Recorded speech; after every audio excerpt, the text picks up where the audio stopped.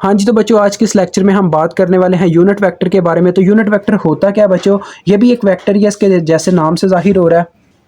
तो लिहाजा चलें समझते हैं ये यूनिट वेक्टर हमारे काम किस चीज़ से आता है। तो बच्चों देखें, इसके नाम से थोड़ा बहुत ये चीज़ ज़ाहिर हो रही है कि यूनिट वेक्टर, जैसे हमने यूनिट इम्पल्स फंक्शन पढ़ा, यूनिट स्टेप फंक्शन पढ़ा, मींस उनकी मैग्नीट्यूड 1 होती थी। यहाँ पे भी यही चीज़ आपको देखने को मिलेगी कि यूनिट वेक्टर एक ऐसा वेक्टर जिसकी मैग्नीट्यूड 1 होती है, उसको यूनिट वेक्टर कहा जाता है। ठीक है, एक तो ये चीज़ होगी। दूसरे नंबर पर ये काम किस आता है, देखो वो कहता है a unit vector has a function, यानी कि इसका एक काम होता है to indicates the direction of a vector. यानी ये क्या करता है, हमें वेक्टर्स की डायरेक्शन को इंडिकेट करके देता है। यानी फॉर एग्जांपल आप समझ लो, एक वेक्टर है मेरे पास, मुझे बस उसकी मैग्नीट्यूड का पता है, मुझे उसकी डायरेक्शन का नहीं एग्जैक्ट पता। तो ये वेक्टर पता क्या करेगा, हम यूनिट वेक्टर का वहां पे इस्तेमाल करेंगे तो वो क्या करेगा जी, मुझे उसकी डायरेक्शन मेजर करके दे देगा। तो इसको बच्चों प्रेजेंट आगे देखें, ये लाइन भी लिखी हुई है जो मैं बात कर रहा था, इट्स मैग्नीट्यूड इज ऑलवेज 1। ठीक है, तो इसको प्रेजेंट करने का तरीका होता है, इसके ऊपर इस तरह से हैट बना देते हैं।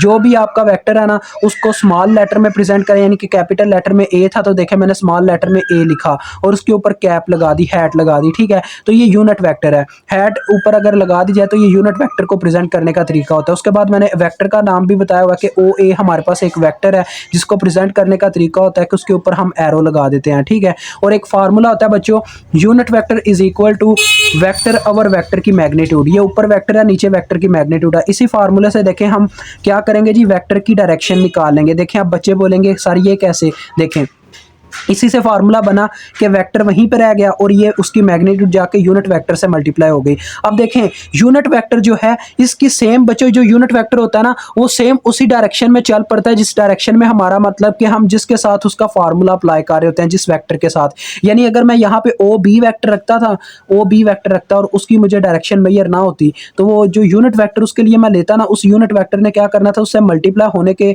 साथ ही अपनी डायरेक्शन उसकी मुझे मेजर करके दे देनी थी। बिकॉज ऑलवेज जो यूनिट वेक्टर की डायरेक्शन होती है ना बच्चों, वो वेक्टर के साथ सेम होती है, मतलब कि वो सेम उसी डायरेक्शन में चल पड़ता है जिस डायरेक्शन में हमारा वेक्टर चल रहा होता है। हमारा यूनिट वेक्टर उस डायरेक्शन में चलता है। जैसे यहाँ पे क्या हुआ जी, ओ ए की डायरेक्शन देखो इस तरफ थी। ठीक है, तो हमारा यूनिट वेक्टर भी उसी डायरेक्शन में अपनी डायरेक्शन चल रख ली उसने। ठीक है, तो लिहाजा देखें आगे इसने देखें यहाँ पे बताया हुआ है, as we know that unit vector की मैग्नीट्यूड 1 होती है, तो लिहाजा इसकी मैग्नीट्यूड तो 1 होगी, लेकिन ये क्या करेगा जी, देखें यूनिट वेक्टर की मैग्नीट्यूड 1 हो गई, मैग्नीट्यूड तो इसकी खत्म होगी, बस इसकी पीछे एक डायरेक्शन रह गई। वो डायरेक्शन यहाँ पे देखें फार्मूला मुकम्मल कर रही है, vector is equal to vector की मैग्नीट्यूड मल्टीप्लाई बाय उसकी मैग्नीट्यूड। यानी कि ये अब यूनिट वेक्टर की मैग्नीट्यूड यानी डायरेक्शन नहीं रही, यहाँ पे किसकी डायरेक्शन बन गई, वेक्टर की डायरेक्शन बन गई, बिकॉज इनकी सेम डायरेक्शन है और यूनिट वेक्टर की मैग्नीट्यूड थी 1।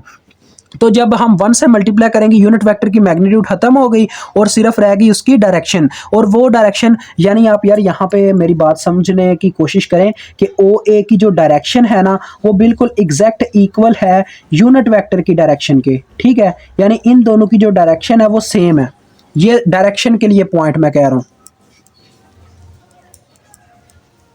डेट्स वाई क्या किया जी, हमने क्या किया, देखो इसी ए को अगर मैं रिप्लेस करूँ तो मुझे यूनिट वेक्टर की बजाय इसकी डायरेक्शन मिल जाएगी। और इन इसकी डायरेक्शन को प्रेजेंट करने के लिए हम आपको पता है जब साइन थीटा वो फंक्शन लगाते थे, क्रॉस प्रोडक्ट आपको बच्चों याद होगा। क्रॉस प्रोडक्ट हम जब भी ओपन करते थे तो उसके साथ एक यूनिट वेक्टर का इस्तेमाल करते थे। वो क्यों करते थे, क्योंकि यूनिट वेक्टर की होती थी मैग्नीट्यूड 1, वो मैग्नीट्यूड 1 खत्म हो जाती थी और क्या होता था, वो हमें डायरेक्शन दे देता था। डेट्स वाई क्रॉस प्रोडक्ट में हम यूनिट वेक्टर का इस्तेमाल करते हैं। तो मुझे उम्मीद है आज आपको यूनिट वेक्टर की सारी कहानी समझ आ गई होगी।